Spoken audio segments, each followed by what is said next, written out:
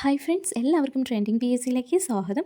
ഇന്ന് നമ്മൾ നോക്കുന്നത് കോഴിക്കോട്, കോട്ടയം ജില്ലകൾക്ക് വേണ്ടി നടന്നിട്ടുള്ള LD എക്സാമിനെ കുറിച്ചാണ്. ഓക്കെ, അപ്പോൾ എക്സാം എല്ലാവരും എഴുതി, എല്ലാവർക്കും നന്നായി എഴുതാൻ കഴിഞ്ഞു എന്ന് വിശ്വസിക്കുന്നു. ഓക്കെ, അപ്പോൾ നമുക്ക് പൊതുവെ എങ്ങനെ കട്ട് ഓഫ് എങ്ങനെ വരും എന്നുള്ള കാര്യമൊക്കെ നമുക്കൊന്ന് നോക്കാം. ഓക്കെ, എക്സാമിൻ്റെ ക്വസ്റ്റ്യൻ ആൻസറായിട്ട് ഞാൻ പറയുന്നില്ല. ഓക്കെ, നിങ്ങളെല്ലാവരും ക്വസ്റ്റ്യൻ ആൻസറൊക്കെ നോക്കി നിങ്ങളെ മാർക്കെല്ലാം കാൽക്കുലേറ്റ് ചെയ്തായിരിക്കും. ഓക്കെ, അപ്പോൾ നമുക്ക് പൊതുവെ എങ്ങനെയെല്ലാം ആയിരുന്നു എക്സാം എന്ന് നോക്കാം. എക്സാം എനിക്ക് തോന്നുന്നു GK ഭാഗം വലുതായിട്ട് എന്തില്ല ഘടിപ്പിച്ചിട്ടില്ല. ഓക്കെ, നമ്മൾ കണ്ട PYQ ഒക്കെ ഒത്തിരി ഉണ്ടായിരുന്നു. കുളച്ചൽ യുദ്ധം, INCയുടെ ചേറ്റൂർ ശങ്കരനാരായണൻ്റെ ക്വസ്റ്റ്യൻ, APJ അബ്ദുൽ കലാമിൻ്റെ നാട്ടുരാജ്യ സംയോജനത്തിൻ്റെ ക്വസ്റ്റ്യൻസ് ഒക്കെ എന്താണ് നമ്മൾ നോർമലായിട്ട് കണ്ടുവരുന്നതാണ്. ഓക്കെ, അപ്പോൾ അതുപോലെ തന്നെ ഇപ്പോഴത്തെ റവന്യൂ വകുപ്പ് മന്ത്രി, ഫ്രഞ്ച് വിപ്ലവത്തിൻ്റെ പ്രവാചകൻ, അങ്ങനെ ഫസ്റ്റ് പാർട്ടൊന്നും വലുതായിട്ട് കുഴപ്പിച്ചില്ല. പിന്നെ എന്താണ് നമ്മളിതിൽ സ്കിപ്പ് ചെയ്യേണ്ട ക്വസ്റ്റ്യൻ ഉണ്ടായിരുന്നു. നമുക്ക് ഓപ്ഷനിൽ നിന്ന് എഴുതാൻ കഴിഞ്ഞില്ലെങ്കിൽ നമ്മൾ സ്കിപ്പ് ചെയ്യാൻ തന്നെ ശ്രമിക്കുക. നമ്മൾ അതിൽ നിന്ന് എന്ത് ചെയ്യാല്ല, ഉത്തരം കണ്ടെത്താൻ ശ്രമിക്കരുത്. സ്കിപ്പ് ചെയ്യേണ്ട ക്വസ്റ്റ്യൻ സ്കിപ്പ് ചെയ്ത് തന്നെ പോവുക. ഓക്കെ, പിന്നെ നമുക്കൊരു സന്തോഷം എന്ന് പറയുന്നത് കോൺസ്റ്റിറ്റ്യൂഷൻ ഭാഗത്ത് നിന്ന് 10 ക്വസ്റ്റ്യൻ വരെ, ഏകദേശം 10 ക്വസ്റ്റ്യൻ വരെ ചോദിച്ചിട്ടുണ്ട്. അപ്പോൾ നമ്മൾ ഇതിന് മുന്നേ ആയിട്ട് 4 ഘട്ടങ്ങളിലായിട്ട് നടന്ന ക്വസ്റ്റ്യൻ പേപ്പറിൽ കോൺസ്റ്റിറ്റ്യൂഷൻ ഭാഗം മാത്രം വെച്ചിട്ട് ഒരു വീഡിയോ ചെയ്തിരുന്നു. അപ്പോൾ ആ ഒരു വീഡിയോയിൽ എടുത്ത് ഞങ്ങൾ പറഞ്ഞിട്ടുണ്ടായിരുന്നു ഏതൊക്കെ ഭാഗമാണ് നിങ്ങൾ കൂടുതലായിട്ട് സ്ട്രെസ് ചെയ്ത് പഠിക്കേണ്ടത്. അതായത് ഭേദഗതി ആയിക്കോട്ടെ, 73, 74 ഞാൻ അതിൽ പറയുന്നുണ്ട്. അപ്പോൾ മൗലിക അവകാശങ്ങളുടെ ഭാഗം, ഉപരാഷ്ട്രപതി, പിന്നെ റിട്ട് ലിസ്റ്റ്, അപ്പോൾ അതൊക്കെ പറയുന്നുണ്ട് അതിൽ. ആ ഭാഗമില്ല നിങ്ങൾ ഒന്നുകൂടെ എക്സാമിന് പോകുന്ന മുന്നേ ആയിട്ട് നമ്മൾ എന്ത് ചെയ്യുക, ഉറപ്പിച്ച് പഠിക്കാൻ പറഞ്ഞു. അപ്പോൾ ഈ ഒരു എക്സാമിന് അത് പറഞ്ഞിട്ട് അടുത്ത എക്സാം ഇതായിരുന്നു. ഈ എക്സാമിന് അതുപോലെ കോൺസ്റ്റിറ്റ്യൂഷൻ ഭാഗത്ത് നിന്ന് 10 മാർക്കിന് വരെ ക്വസ്റ്റ്യൻ ഉണ്ടായിരുന്നു. അപ്പോൾ ഞാൻ പറഞ്ഞ മേഖലയിൽ നിന്ന് തന്നെയാണ് ക്വസ്റ്റ്യൻ വന്നിട്ടുള്ളത്. അപ്പോൾ നിങ്ങൾക്ക് നന്നായി എഴുതാൻ കഴിഞ്ഞെന്ന് വിശ്വസിക്കുന്നു. വീഡിയോ കണ്ടവർക്ക്, അല്ലാത്തവർക്കൊക്കെ എഴുതാൻ കഴിഞ്ഞെന്ന് വിശ്വസിക്കുന്നു.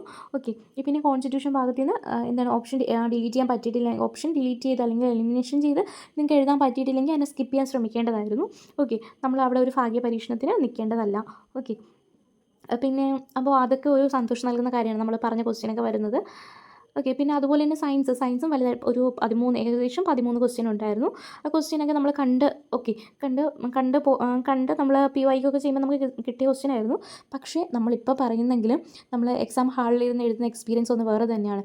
അപ്പോൾ നമുക്ക് അറിയാമെന്ന് വിചാരിച്ച് നമ്മൾ പെട്ടെന്ന് എന്ത് ചെയ്യുക, ഇങ്ങനെ നമുക്ക് എളുപ്പമായിട്ടുള്ള ക്വസ്റ്റ്യൻ തരുമ്പോൾ നമുക്ക് അറിയാമെന്ന് പറഞ്ഞ് നമ്മൾ ചാടിക്കയറി കറിപ്പിക്കുമ്പോൾ നമ്മൾ രണ്ടാമത് ചിന്തിക്കത്തില്ല. ചിലപ്പോൾ പെട്ടെന്ന് എഴുതി കഴിഞ്ഞതിന് ശേഷമായിരിക്കും നമ്മൾ വീണ്ടും ചിന്തിക്കുന്നത്. അപ്പോൾ അങ്ങനെയൊക്കെ നോക്കുമ്പോഴത്തേനും ഒരുപാട് നെഗറ്റീവ് വരാനും ചാൻസ് ഉണ്ട്. എളുപ്പമായതുകൊണ്ട് തന്നെ എളുപ്പമായിട്ടുള്ള ക്വസ്റ്റ്യൻ പേപ്പർ എപ്പോഴും നെഗറ്റീവ് വരാൻ ചാൻസ് കൂടുതലാണ്. അപ്പോൾ അത് ശ്രദ്ധിച്ച് കൈകാര്യം ചെയ്യേണ്ടതായിരുന്നു. ഓക്കെ, അപ്പോൾ ഇവിടെ നമ്മൾ മറന്ന ക്വസ്റ്റ്യനൊക്കെയാണുള്ളത്. പിന്നെ കഴിഞ്ഞ എക്സാമിനൊക്കെ ചോദിച്ച പോലെ തന്നെ ആദിത്യ L1-ൻ്റെയൊക്കെ അതൊക്കെ ഞാൻ ആദ്യമേ പറയുന്നുണ്ടായിരുന്നു. അതൊക്കെ എന്താണ് എല്ലാ എക്സാമിനും ചോദിച്ചു ആദിത്യ L1-ൻ്റെ ക്വസ്റ്റ്യനൊക്കെ. പിന്നെ നമുക്ക് എന്താണ് മാത്സിൻ്റെ ഭാഗത്തേക്ക് നോക്കുമ്പോൾ നമുക്ക് മാത്സ് നമ്മൾ വീക്കായിട്ടുണ്ടെങ്കിൽ നമുക്ക് ടഫായിട്ടുള്ള മാത്സ് നമ്മൾ കൂടുതൽ സമയം കളയാൻ നമുക്കില്ലെങ്കിൽ നമ്മൾ സ്കിപ്പ് ചെയ്യേണ്ട കാര്യങ്ങളൊക്കെ സ്കിപ്പ് ചെയ്ത് തന്നെ പോവുക.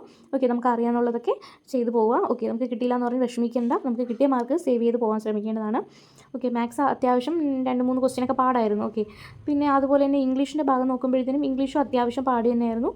ഓക്കെ, അത്യാവശ്യം പാട് തന്നെയായിരുന്നു. ഓക്കെ, മലയാളത്തിൻ്റെ ഭാഗം നോക്കുമ്പോഴും മലയാളത്തിൽ ഇത്തിരി എഴുതായിരുന്നു. നമുക്കൊരു 8 മാർക്ക് വരെ സ്കോർ ചെയ്യാൻ പറ്റുന്ന ഒരു എക്സാം ആയിരുന്നു മലയാളത്തിൻ്റെ ഭാഗം. പിന്നെ നമ്മൾ നോക്കുമ്പോൾ അതുപോലെ തന്നെ നമ്മൾ ജോഗ്രഫിയിൽ നിന്നൊക്കെ സ്കിപ്പ് ചെയ്യേണ്ട ഭാഗം സ്കിപ്പ് ചെയ്ത് തന്നെ പോവേണ്ടതായിരുന്നു. ചന്ദ്രയാൻ 3ൻ്റെതൊക്കെ, ആദിത്യ ചന്ദ്രയാൻ 3 ഇതൊക്കെ ചോദിച്ചതാണ്, നേരത്തെയും ചോദിച്ചതായിരുന്നു. സയൻസും വലുതായിട്ട് കുഴപ്പിച്ചിട്ടില്ല. ഓക്കെ, പിന്നെ ഇംഗ്ലീഷിൻ്റെ കാര്യം നമ്മൾ പറഞ്ഞു. പിന്നെ IT വലിയതായിട്ട് കുഴപ്പിച്ചിട്ടില്ല.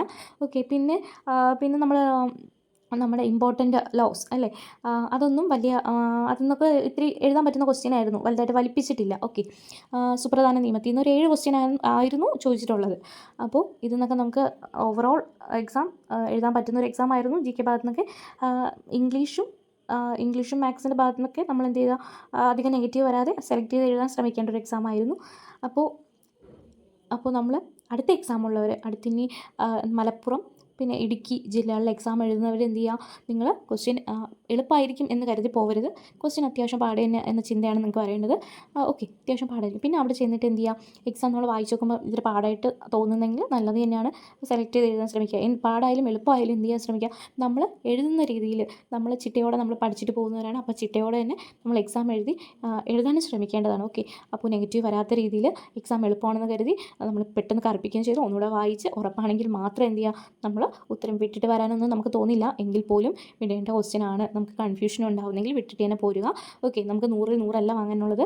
ഓക്കെ, അപ്പോൾ അതൊക്കെ മനസ്സിൽ ഓർമ്മിച്ച് നമ്മൾ ക്വസ്റ്റ്യൻ എഴുതാൻ ശ്രമിക്കുക.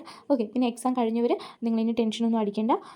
നമുക്ക് ഇനി എക്സാമൊക്കെ ഒരുപാട് വരാനുണ്ട്. എക്സാം കഴിഞ്ഞവരായിക്കോട്ടെ, എന്താണ് ഇനി വരുന്ന EGS ഉണ്ട്, സെക്രട്ടേറിയറ്റ്, OA ഉണ്ട്, ലാബ് അസിസ്റ്റൻ്റ് ഉണ്ട്, അങ്ങനെ നല്ല നല്ല എക്സാമൊക്കെ ഉണ്ട്. അതിനുവേണ്ടി പ്രിപ്പയർ ചെയ്യുക. പഠിത്തം എന്താണ് നിർത്തരുത്, അതിനെ തുടർന്ന് പഠിക്കുക. ഓക്കെ, ഒരു ബ്രേക്ക് വന്നാൽ അറിയാമല്ലോ, നമുക്ക് നല്ല പാടാണ്, നമ്മൾ പിന്നെ ഒന്നീന്നും തുടങ്ങുന്ന പോലെ ആയിപ്പോവും. അപ്പോൾ നന്നായിട്ട് പഠിക്കാൻ ശ്രമിക്കുക. ഓക്കെ, അപ്പോൾ ഈ കഴിഞ്ഞ കോഴിക്കോട് കോട്ടയം LDക്ക് ഞാൻ പ്രതീക്ഷിക്കുന്നത്, കോഴിക്കോട് നമുക്കറിയാമല്ലോ, കോഴിക്കോട് ഒരു 60+ മാർക്കുള്ളവർക്ക് എന്ത് ചെയ്യാം, നമുക്ക് പ്രതീക്ഷ വയ്ക്കാം. നമുക്ക് ഒന്നും പറയാനായിട്ടില്ല എങ്കിൽ പോലും നമ്മൾ എക്സാം എഴുതുന്ന ഒരു രീതിയിൽ വെച്ചിട്ട് ഒരു 60 മേളിൽ മാർക്കുള്ളവർക്ക് 60 മാർക്ക് മുതൽ നമുക്ക് എന്ത് ചെയ്യാം, ഒരു പ്രതീക്ഷ വയ്ക്കാം. നമുക്ക് ലിസ്റ്റിൽ വരുമെന്ന് തന്നെ പ്രതീക്ഷിക്കാം. ഓക്കെ, നിങ്ങളങ്ങനെ വിശ്വസിക്കുക. പിന്നെ കോട്ടയം ഒരു 57 റേഞ്ച് ഉള്ളവർക്ക് എന്ത് ചെയ്യാം, നിങ്ങൾക്ക് വരുമെന്ന് വിശ്വസിക്കാം. എന്തായാലും വേരിയേഷനൊക്കെ വരും. ക്വസ്റ്റ്യൻ ഫൈനൽ കീ വരുമ്പോൾ ക്വസ്റ്റ്യൻ ഡിലീഷനും ക്യാൻസലൊക്കെ വരും. ആൻസർ ചേഞ്ച് ഉണ്ടാവാം. ഓക്കെ, അപ്പോൾ അതെല്ലാം കാൽക്കുലേറ്റ് ചെയ്താണ് നമ്മൾ ഈ ഒരു കട്ട് ഓഫ് പറയുന്നത്. കോഴിക്കോട് ഒരു 60 മേളിലുള്ളവർക്കും കോട്ടയം ഒരു 57 മുകളിലുള്ളവർക്കും പ്രതീക്ഷ വയ്ക്കാം. ഓക്കെ, അപ്പോൾ എന്തായാലും നിങ്ങൾ എന്ത് ചെയ്യുക, ഇനിയും നന്നായിട്ട് പഠിക്കാൻ ശ്രമിക്കുക. ചിട്ടയോടെ തന്നെ പഠിക്കാൻ ശ്രമിക്കുക. എക്സാമൊക്കെ എഴുതി ശീലിക്കുക. ഓക്കെ, എന്തായാലും ഓൾ ദി ബെസ്റ്റ്. എല്ലാവരും നന്നായിട്ട് പഠിക്കാൻ ശ്രമിക്കുക. ഓക്കെ, നെക്സ്റ്റ് വീഡിയോ ആയിട്ട് കാണുന്നവരെ നന്ദി, നമസ്കാരം.